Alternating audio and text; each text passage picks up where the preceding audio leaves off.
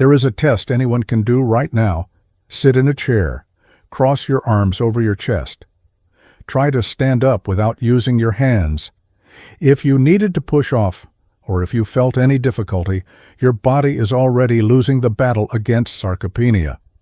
And you probably didn't even know it. Sarcopenia is the loss of muscle mass that begins silently after 50 and accelerates after 70. It doesn't warn you. It simply takes over until getting up from a chair becomes an effort, climbing stairs becomes a challenge, and walking alone becomes a risk. But in Japan, this rarely happens. Elderly people in their 80s and 90s get up from the floor without support, walk without a cane, and live without, depending on anyone, they do 5 movements that I'm going to share right now. Simple, no equipment, no leaving home. Choose just one of them and do it for 7 days in a row. And you'll already feel your legs getting stronger. Write in the comments your name and where you're watching from.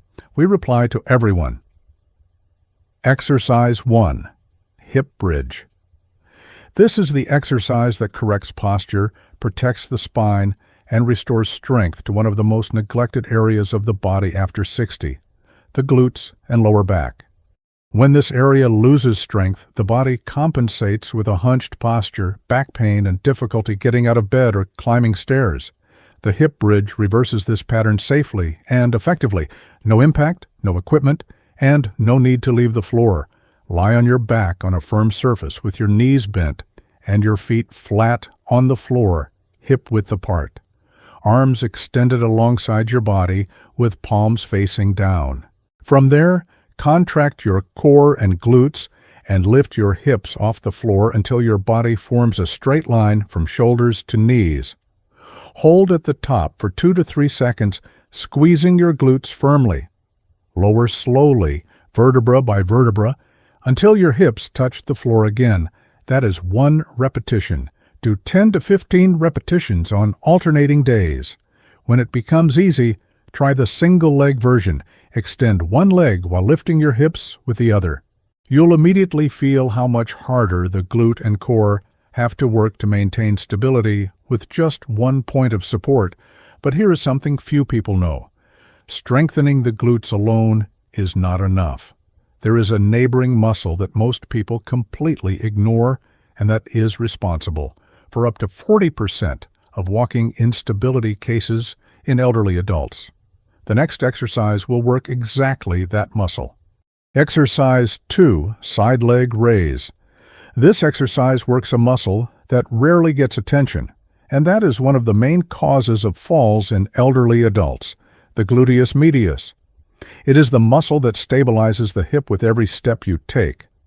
When it is weak, the hip sways to the side while walking, the knees collapse inward, and every step becomes slightly unstable. Over time, that instability accumulates until an uneven surface, a rug or a wet floor is enough to cause a fall. Stand behind a chair with your right hand lightly resting on the back. Plant your right foot firmly on the floor and shift your weight onto it. From there, slowly lift your left leg out to the side without rotating your torso, without tilting your hip, without compensating with your spine. Keep your foot flexed, toes pointing forward. Lift to where it feels comfortable, hold for 2 seconds, and lower with control. Do 10 to 15 repetitions on each side, twice a week. What matters is not the height of the lift. It is the quality of the movement. A small, controlled lift is infinitely more effective than a high lift done with compensation. You just work the hip from the outside. But there is a threat that comes from below, and that most people only notice after they've already fallen. The next exercise attacks exactly that weak point. Exercise 3.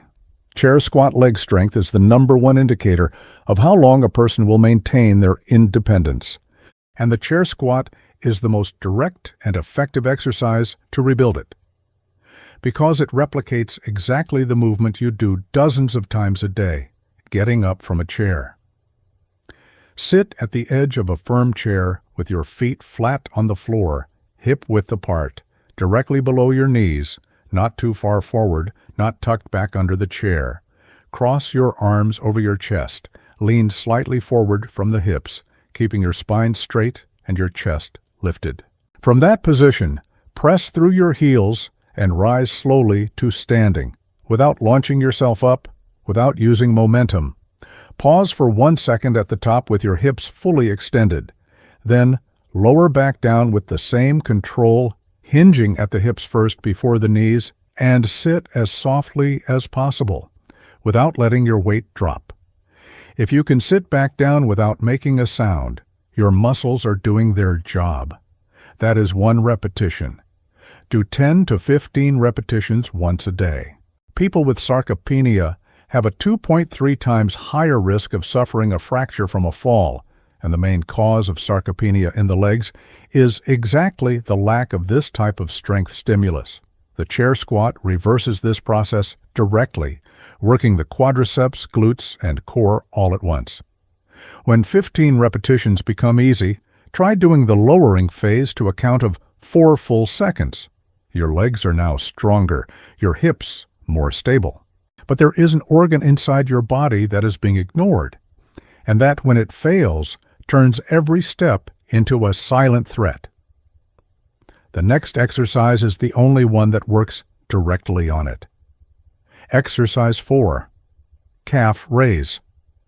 Few exercises are as underestimated as this one, but among Japanese doctors and physiotherapists, the calf has a well-known nickname, the second heart of the body. Every time you contract your calf, it acts like a pump that pushes blood back up from your legs to your heart. When this muscle becomes weak and inactive, blood tends to pool in the lower limbs, causing swelling, heavy legs, varicose veins, and in more serious cases, thrombosis. Stand behind a chair with both hands lightly resting on the back for balance.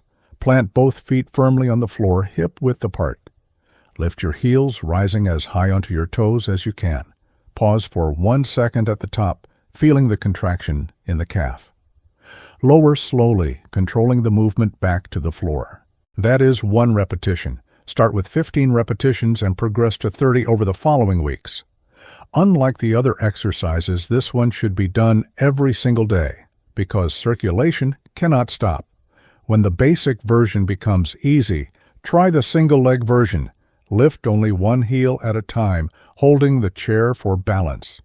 You have now strengthened the foundation, the hips, and the circulation.